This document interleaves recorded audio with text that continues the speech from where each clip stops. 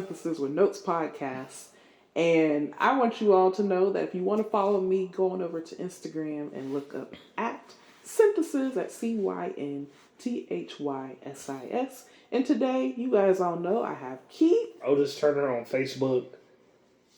Look forward to seeing you. All right, so y'all, I just want to let you know that we have officially, this is our third time now, trying to get this lovely word and perspective to you all. And hopefully it works this time.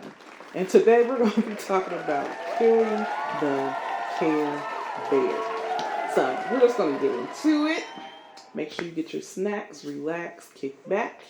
And Keith, I just want to know from you, when you first heard of the term or the phrase Killing the Carebear, what did you think?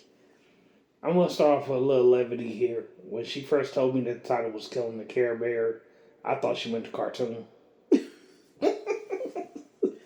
And by the way, I loved that cartoon when I was a kid. I sure did. But once she told me what it was about, it was a smart title because a lot of people are like me and Cynthia. We care not only about friends and family, but we care about significant others that we've been with.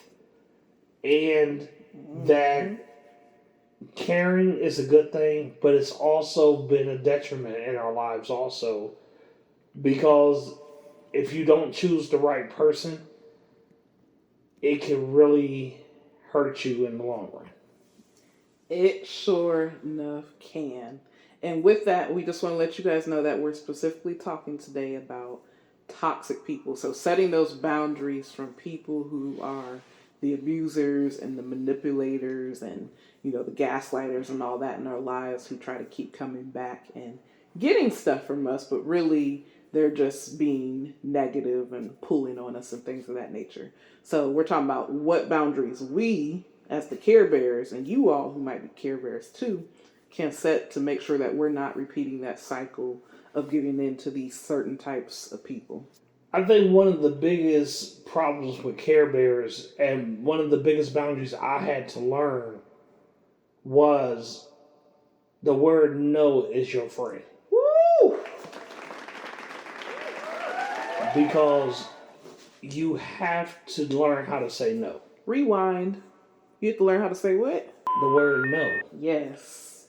And the reason why you learn the word no is because you'll know who's really with you and who's against you. I hope y'all heard that. That was powerful, Keith. Because I've told people no, and I don't even have a relationship with these people no more. Yep. I was okay when I was doing everything for them. But the one time I said I couldn't do it, all hell broke loose. And that was something that I had to learn. And even though it will hurt you because you really care for this person, at the end of the day, it's good for your mental. Yes. But guess what? You set a boundary. And you know what you are and what you're not going to tolerate. You set it dead on the money. And I think one thing, too, that we haven't really talked about is reciprocation. Because to me, that also goes with the word no. I think it'll help you learn to say no more when you think about who's also there for you when you might have a moment of need. Or when, you know, you need to talk to somebody. Or you might need $50 here or there for a bill. Or you might need some food or whatever it is. Thinking about who in your life is also pouring into you, and it could be a mutual situation, because I feel like a lot of times, at least in my experience, the people who I was pouring into, who were not good and healthy for me, never were giving me anything in return. And it's not that I looked for that, but when I looked at a bigger picture, I didn't see that on the flip side. Reciprocation. Yes. When you're dealing with a manipulative person, they will run from that word every single time. But like I said, you can really test people real quick when it comes to red flags. Yes, you can. So let's say you did give somebody $50. They're going to come, I guarantee you, as someone who's a manipulator or a user, they're going to come back again on your payday and ask you for it. So what you do this time is just say, no, I don't have it. and you see how their behavior is. You see how they act towards you. Or what you could do is say, hey, I don't get paid for a few days. You mind if I borrow $20 or $30? And you see what their reaction is going to be. Because if they're giving you attitude about it and you willingly gave them your hard-earned money that you could have used for yourself, that's a red flag. At that moment, you need to reevaluate if you really want to go down that road with that person. Because if they can't even say, you know what, yeah, I have it, I'm going to help you out, and the first thing they want to do is give you an attitude, you already know that's not a way to go. And I'm going to use this as an analogy that I'm going to throw it back to Cynthia. It's almost like when you're in a relationship and you ask somebody, are you in love with me? If the first thing they say is, you already know they're not. Exactly. Because if I say I'm in love with you, you should be able to reciprocate that right back to me. But if there's any hesitation, that's telling you right then, you're really not. And that's a red flag, and you need to learn these, and that will set your boundaries. That was good, Keith. And I think also along those lines too is the people who say they're going to pay you back. Let's say they set a date with you. They say, hey, in 3 days I'm paying you back. When you go to call them, or if they call you on the third day, and it all of a sudden becomes another round of excuses, and then in some odd way it becomes your fault, or they're angry at you and they're taking it out on you, to me that's also another red flag indicator that they're really not for you. They're really not your friend or family member, whatever. But like, they don't want the best for you. And those are the type of people that you need to put up boundaries with. And like he said, saying no. And then, like I said, looking at reciprocation. How are things going both ways? And to me, that just became so clear. I feel like that's the issue for Care Bears. We never think about us. And I think that's what gets us in trouble so many times with the wrong people, is because we're never looking at it from, oh man, is this person taking advantage of me? Are they using me? Because in our minds, that's the last thing on our totem pole. We're thinking from a perspective of, wow, this person needs help. If I can help them, I'm just going to be there. I'm going to be the superhero. But we have to learn sometimes that we can't always wear the cape. We can't. Because not only as Care Bears, the problem is we will put our happiness on the back burner for yours. Yes. We will make sure you're good. Even if we don't have children, we'll make sure your kids are good. We'll make sure you got food. Yep. We will go to the point of almost getting our stuff turned off and going in the overdraft to help you. Yes. He's done it. I've done it. There's nothing to be ashamed of. And the one thing I think as a Care Bear also, never be embarrassed or be ashamed of what happened. It's a learning lesson. Life is about lessons. Yeah. And so never be embarrassed about it. You learn, you know what boundaries to set, you know what red flags to look for, and you move on. But I tell you, I think the biggest red flag you do not do, under no circumstances, if you already know you've dealt with that person, don't go back. He ain't ever lied yet. Because you already know what's about to come. You already know what you're getting. I don't care how they made you feel sexually. I don't care if they're calling, because the game that they will play, if you open that door or answer a text message, all of a sudden, how you doing? Yep. And then, or I was thinking about you. Or I was thinking about you. Is another think about me. Is another real go get it, because now all of a sudden your feelings start coming back. Mm-hmm. All of a sudden you start rethinking about that person, because I'm not saying the whole thing was bad. Y'all did have some good times. Yeah. They did make you feel good at some point.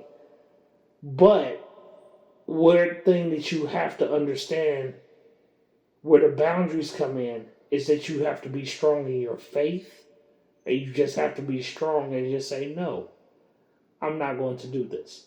Because you know what that one person will do, and I will give it back to Cynthia. The one person, if you decide to go back down that road, they're always going to show their true colors again. Because they're going to turn around and ask you for something else again. And it's going to be within a day or two if y'all be talking again. And then you'll find yourself right back in the same place. He's right, y'all. And I also think, too, don't be afraid when you have that feeling of pain either. Because I've been there. I've been at that point where I had to lay that boundary and I had to tell the person, I'm never giving you money again, or I'm never helping you again, or I'm never taking you here or there again, or I'm kicking you out. Whatever it was in my life where I've been through it, I said it to that person and I felt so bad. I felt guilty, all that, because in my nature, it's to not want to see people down or to see them hurting and stuff. So don't give in to that feeling. And I think just like Keith was saying earlier about like having faith and stuff, that's very, very important. You got to be able to pray. You got to be able to meditate and literally take those burdens and those feelings to God. Like even if you're saying in your prayer, like, God, I really know this person is using me and I want to be there for them, but I cannot do that. Please help me navigate through this feeling of not feeling like I was able to give them something because it's making me feel bad. But take it to God, but don't feel like you have to give in to that person just because you feel bad. And the one thing about the pain, it might hurt, but it's going to make you stronger. It sure will. Because there's glory in pain. Mm-hmm. And I know that might sound crazy, but no, it really is.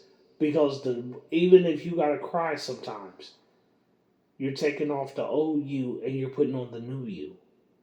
And the new you will be stronger to handle the situations that come down the pipe with other people. You will be able to notice, okay, this person is playing me. This person is not serious. And it's a wonderful thing sometimes to have discernment. Yes. And pain will give you discernment. People will give you discernment. So don't run from it. Don't be upset about it. It's all about life. That's what it's about. It sure is. And I'm going to go back to when we first started, when Keith said the word no, because that is really what we do not need to be afraid of. Start rehearsing that in the mirror, because a lot of times that word is actually hard for people to do. And I hate that we've been talking about money in other situations, but for some Care Bears, we will know in our heart of hearts that we do not have something. And it seems like that's when those people will call you the most, and we will go out our ways to find a way to get them something, knowing good and well we didn't even have it for ourselves.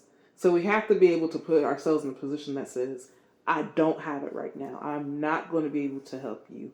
I'm not going to be able to do this and that, and start rehearsing those phrases, because it's, once again, it's not in our nature to do that. So we have to start learning how to say those things to people and not feeling guilty or ashamed about it. No matter what, when we were talking about pain and what she was saying about no, don't be afraid of doors being closed. Yeah, ooh, yes. Woo!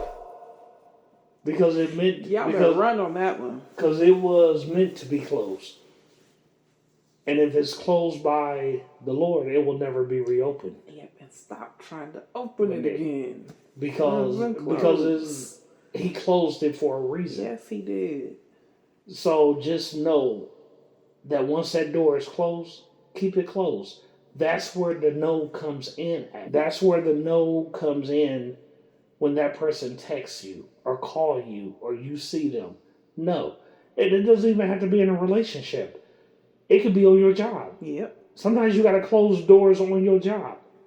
Sometimes you got to say no even to family and close doors with family.